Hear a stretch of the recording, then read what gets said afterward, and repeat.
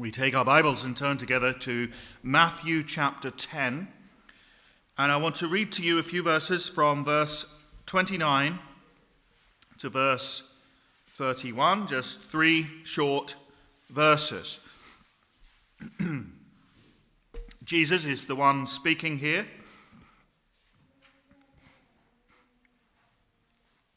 Matthew 10, verse 29, "Are not 2 sparrows sold for a farthing? And one of them shall not fall on the ground without your Father. But the very hairs of your head are all numbered. Fear ye not, therefore. Ye are of more value than many sparrows." We've been thinking about big truths from little things. Just for a few weeks, I was conscious that starting something longer and then having a break for 3 Sundays, 2 weeks off, wasn't the best thing to do. So I decided we'd just cover these 3 things. So we looked at the feeble conies. We looked at the frightened dove. And this morning I want us to think about the forgotten sparrow. The forgotten sparrow. Jesus uses many illustrations throughout his earthly life to teach us, to help us, to guide us. And the illustration before us is of something he had observed in the marketplaces, that 2 sparrows were sold for a farthing. And in Luke's gospel, he tells us that there was a bargain that you could get because 5 sparrows were sold for 2 farthings. So in other words, if it was in modern day terms, one pound would be for 2 sparrows, but pay £2 and you'll get 5. So there's 1 thrown in for free.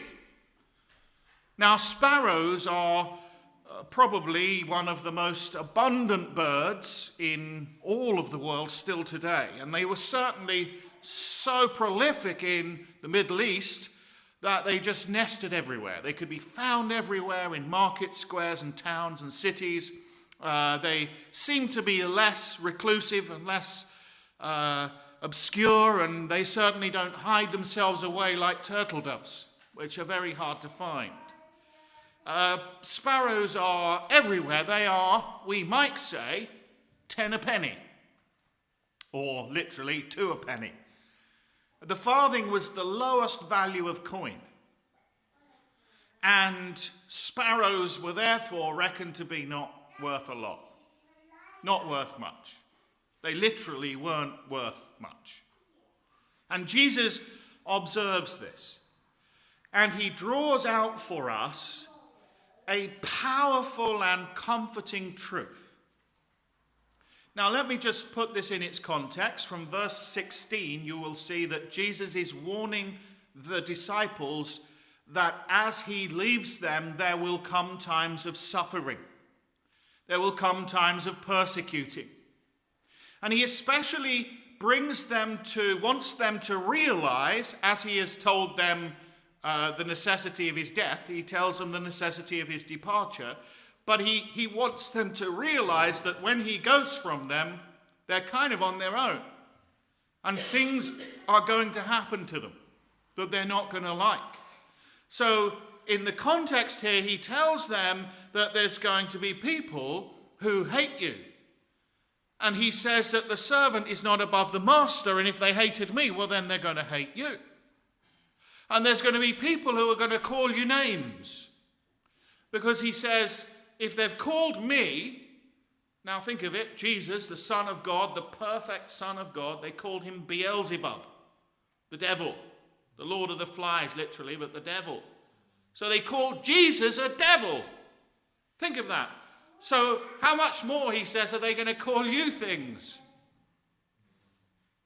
Now, Jesus knows how hurtful and painful it can be to receive condemnation and criticism and judgment and curses from other people. Because as Christians, we are the people in the world, if there is anyone, who know full well just who we are and how weak we are and how sinful we are and how unrighteous we are and so on, because the Lord has showed us that. And the Lord, realizing the great potential for harm and damage that this might cause to them, wants to strengthen and encourage them before it happens in order that they might be prepared for it. So to be forewarned is to be forearmed. You can prepare for something that you know is coming. And so Jesus is telling them to prepare for this. Well, how? Well, then he goes on to say, now, I want to encourage you not to be afraid and daunted and intimidated by people. I want you to look up to heaven and have your eyes on your God. I want you to see him and trust in him and put your faith in him. And then he says, are not 2 sparrows sold for a farthing? So we come to our lesson. So that is the context that leads into this. And in some ways it is about not self-image as much as self-esteem. It is, how much do you value yourself? No. It isn't really that. It is, how much do you think you are valued? Because particularly when you now put that in its context and think of it in terms of how cruel and hurtful it is to have people despising you and hating you and calling you names and accusing you falsely of things and so on, and how much that can hurt you, as much as if you put that in its context, you think, well, how is that affecting these disciples of Jesus? What's that doing to them? What Jesus is warning them that it should never do is allow them to lose their sense of self-worth or consider that they are worthless. Have you ever been tempted to think that? I'm just worthless. To look on yourself and consider yourself and contemplate yourself and think, oh, I'm just worth nothing. Or like a sparrow, I'm just worth so little. Just worth nothing. Now, what Jesus does is 2 things. First of all, he speaks about sparrows in the eyes of men. And that's the first thing I want us to think about for a moment. And then he speaks about sparrows in the eyes of God. And they're the 2 simple things that I want to be able to hopefully help you and draw out this wonderful truth for you this morning. First of all, sparrows in the eyes of men. Sparrows in the eyes of men were worth nothing, were worth next to nothing, very little. In fact, the suggestion is that if one fell in the marketplace, if one were to fall down, it would just be forgotten about. It would just be ignored. It always amazed me as a little child when people would see a penny dropped on the ground and they wouldn't bother to pick it up. As a little child, I didn't have many pennies, so I'd always pick it up. And it just amazed me, just that people would just walk past. But it's not worth much. That's why. What can you buy with a penny? Well, when I was a child, a penny chew, so it was worth that. But not a lot.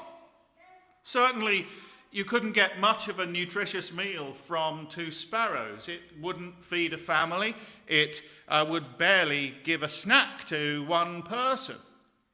Certainly wouldn't survive on it very long. It was the food that the poor might consider buying and eating. It was despised, therefore. It was counted as nothing. Virtually worthless. 2 for a penny. 5 for 2 pennies. That's it. And, we'll throw one in for free. And if one of those should fall off the table, you can imagine them all stacked up there. Perhaps you don't want to, but you can imagine them all in the marketplace and the different stalls. And, there's vegetables over here and there's other meat products over here. And there's this guy who's gone out and caught a load of sparrows and cooked them or whatever they did to them, and they're all there for sale. 2 for a penny. Maybe it was kind of like the fast food of its day, I don't know, and they would just kind of snack on them on the way around. I don't know. I'm imagining. But one of them falls on the ground in the dust. Well, forget that. It's not worth anything. It's of such minimal, tiny, minuscule value, it's not worth picking it up and cleaning it down. If it was a £50 steak, well, then you'd perhaps take it to the tap and wash it, but a sparrow. See, that's the imagery that Jesus is conjuring up and seeing, observing this, how here's something that in the eyes of everyone here, this vast crowd of people in this busy marketplace, is worth nothing. And Jesus relates that to heavenly things. Because in the eyes of men, you might seem to be worth nothing. In fact, it isn't a question, if you look at the context here, it isn't a question of whether there might possibly be someone who thinks you're worth nothing. Jesus is saying there will be. There will be people who will hate you, hurt you, criticize you, condemn you, put curses on you, deliver you up to magistrates. You read here, you'll see how it wasn't a question of whether this might be so, it was that it is so.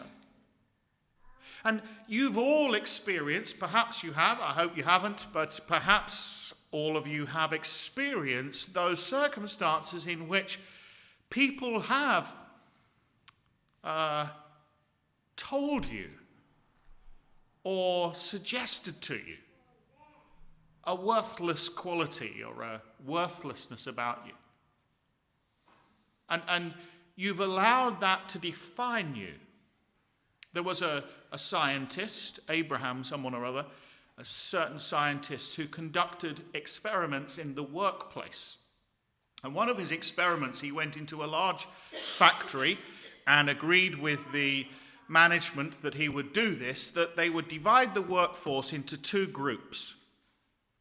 And they would conduct experiments over a period of 6 months. And every morning they would meet in 2 separate assembly rooms and be given their instructions for the day. And the tone of the one room was always to be criticism. And the other room, positivity. So negativity and positivity. So they had the negative group and the positive group.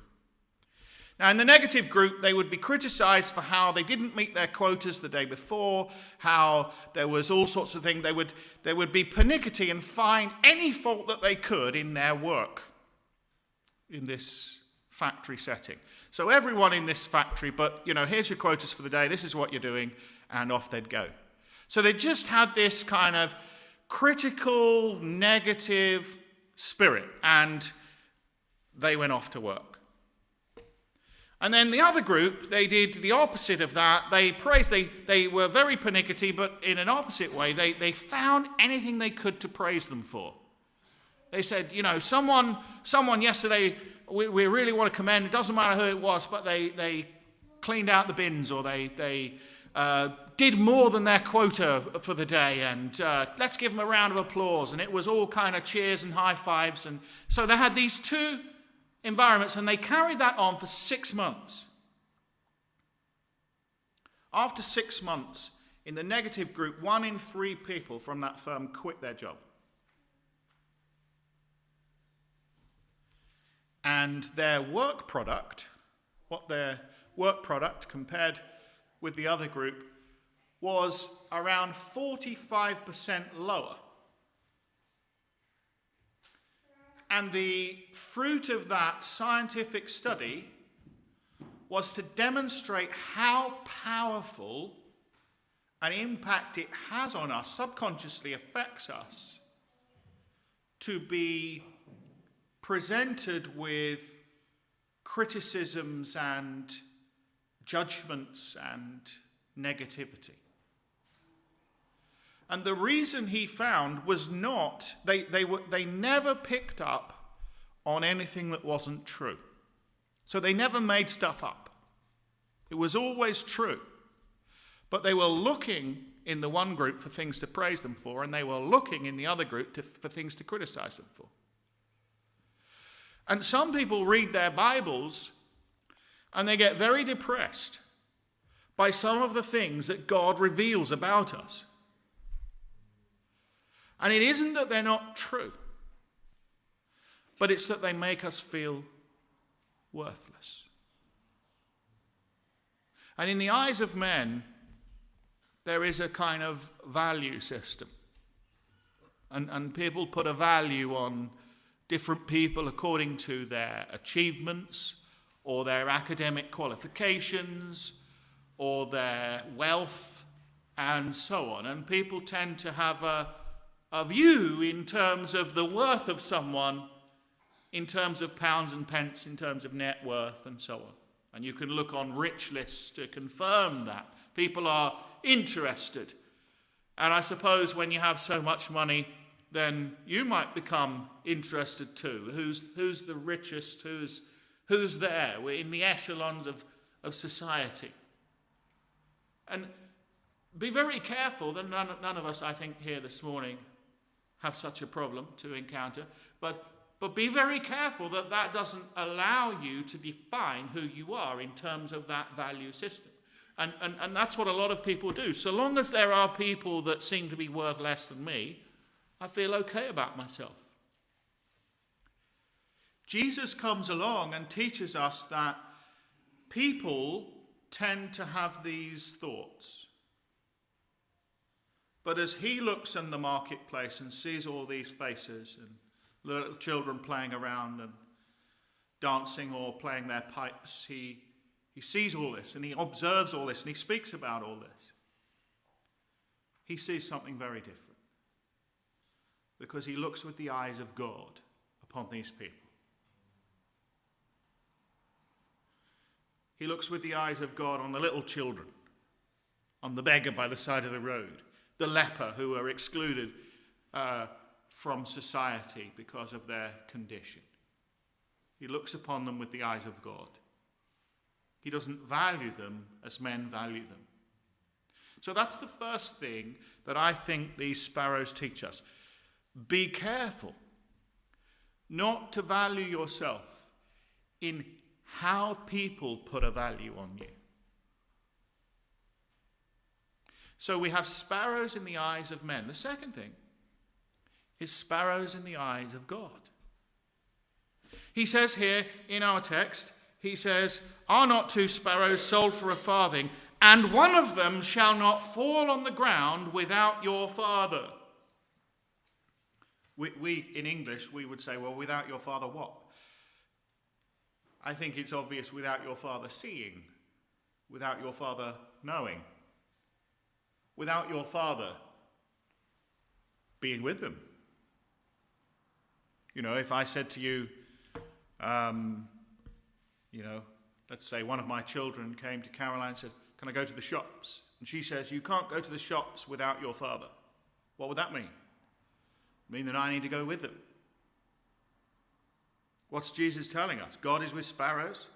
God sees sparrows. God takes knowledge of sparrows.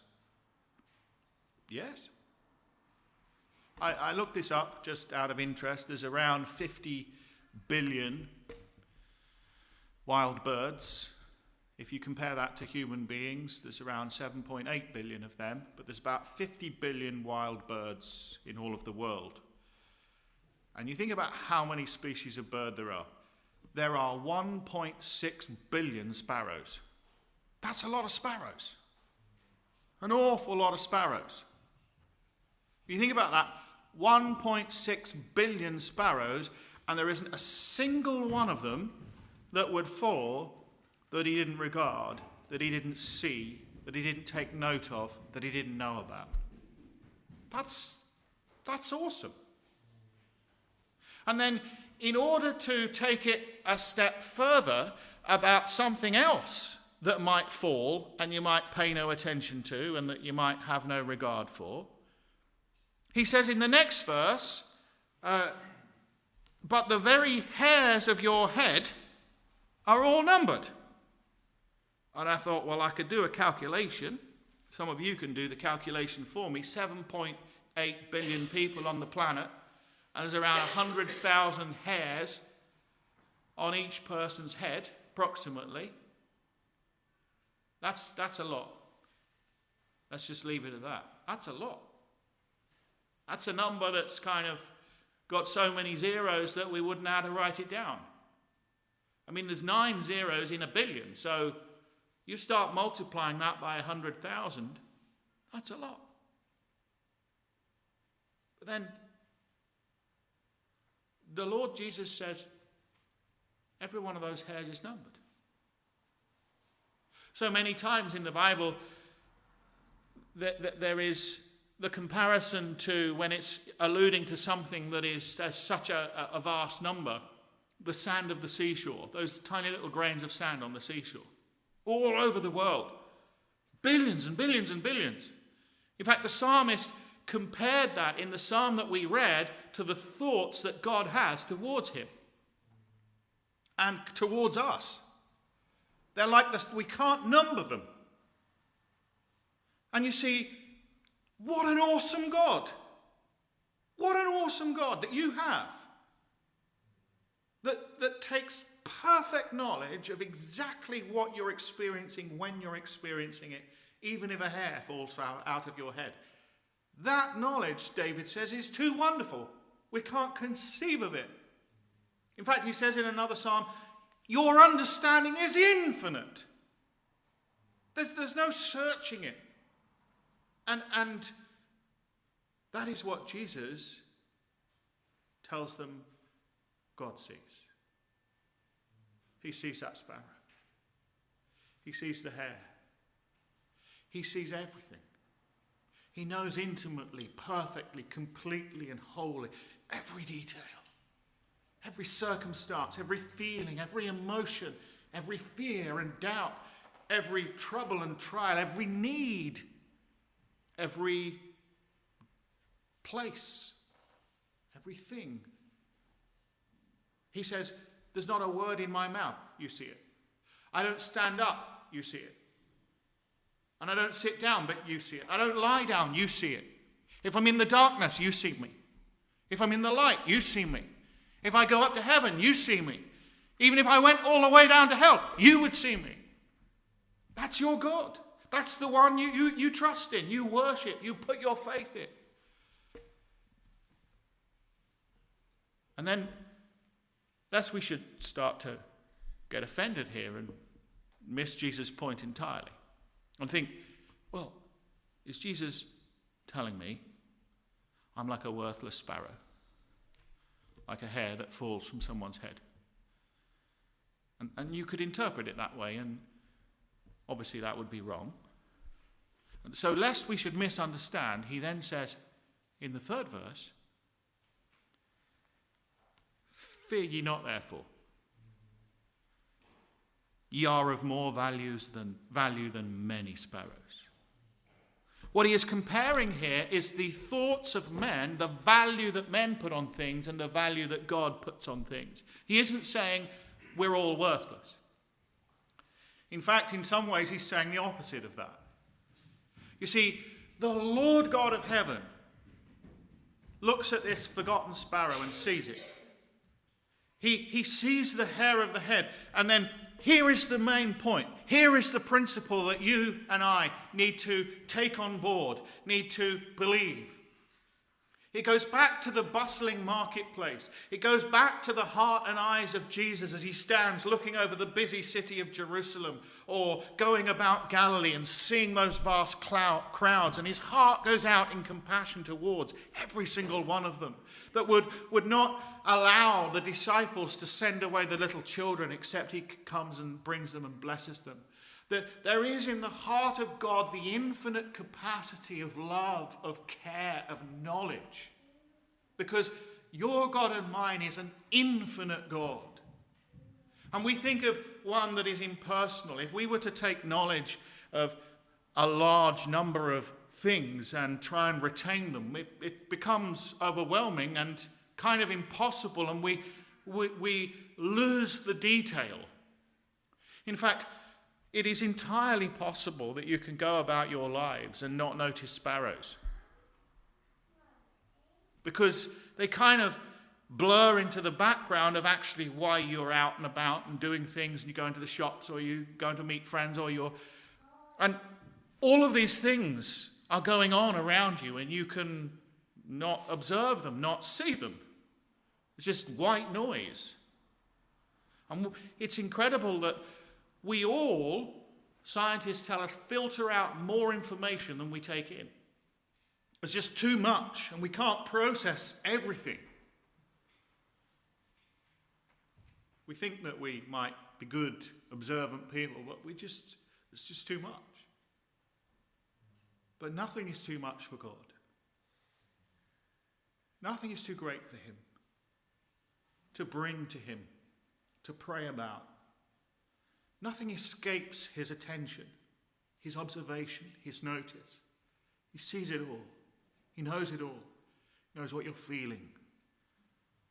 He knows, the psalmist often talks about this, and I mentioned it in the article that I put with the monthly prayer bulletin. He says, he even sees my tears, and he counts every one of them in a bottle. He writes them down in a book. He sees everything, every little detail. Everything that concerns you, he sees, he knows, he understands, he feels. God doesn't value you as men will value you.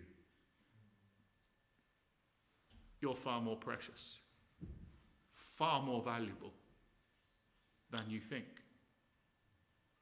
Now, this isn't a sort of self-improvement lesson to build up your self-esteem. Because the problem with that is that it all still relies on just how you think of you. But what can truly give you inner peace and strength is to know how God thinks of you, how much he values you. And that is at the heart of the gospel. That, as Paul said in Romans, God commends his love towards you, towards us, in that while we were yet sinners, Christ died for us. God commends his love. He demonstrates it powerfully. He pays for it at great cost. And then he commends that unconditional love. That's what distinguishes love in the Bible from grace. Grace is not earned, not deserved, just freely given. Unmerited, undeserved love, freely given. That's grace. If it's deserved and merited, no longer grace. And the Apostle Paul says, now are we saved by grace and through faith. There came a point in John Newton's life, and with this I close, there came a point in John Newton's life after living a life of debauchery and slavery, his own words, not mine. There came a point that he felt utterly worthless. There came a point in his life where he felt so worthless that he was tempted to take his own life. But he met a Christian. And that Christian told him something that he had never contemplated before. And that was that God in heaven valued John Newton. He said, I had begun to believe I was worthless. But then I looked up. John Newton was, of course, the man who was able to write in later years, amazing grace, how sweet the sound that saved a wretch like me. I once was lost, but now am found, was blind. But now I see. Fear ye not, ye are of more value than many sparrows. God bless you.